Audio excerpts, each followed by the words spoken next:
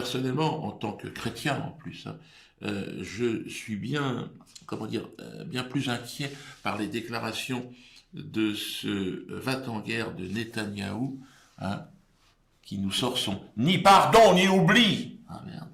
Chez les chrétiens, en tout cas, cette parole, hein, du ni pardon ni oubli, est la parole d'un apôtre du diable. Jésus nous enseigne, hein, et là je le cite, c'est pourquoi je vous dis que vous devez vous pardonner les uns et les autres. Car celui qui ne pardonne pas à son frère, en humanité évidemment, ses offenses, eh bien, est condamné devant Dieu, car c'est en lui que demeure le plus grand des péchés. Ah, c'est pas faux.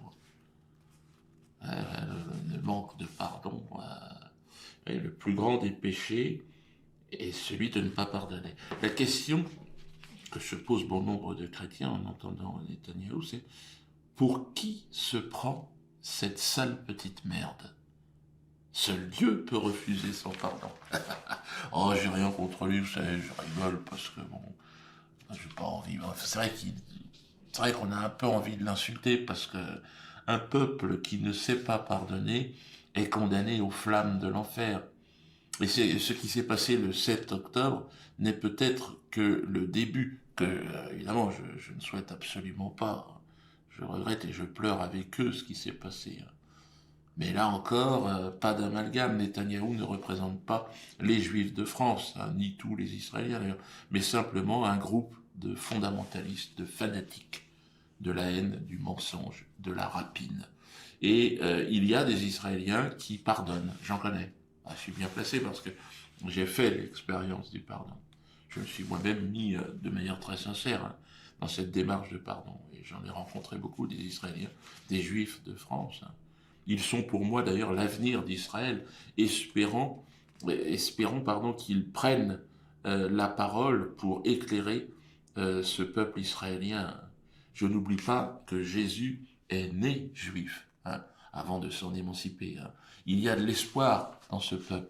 Il ne faudrait pas d'ailleurs que Jésus tarde à revenir, parce que là, il y a vraiment beaucoup de conneries qui sont faites dans la région. Pour finir, je tiens à envoyer aux hommes et aux femmes de paix qui sont en Israël, et notamment aux Israéliens du Cameroun, mon soutien fraternel dans l'épreuve qu'ils traversent, eux et leurs proches.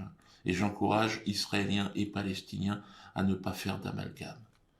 Courage, évidemment, aux Palestiniens, Palestine libre, une Palestine qui doit vaincre à la fin, parce que c'est pas possible de traiter des gens de cette façon-là, hein. Et ensemble, nous retrouver dans la grâce du pardon, parce que c'est le seul chemin qui nous conduira vers la paix, hein.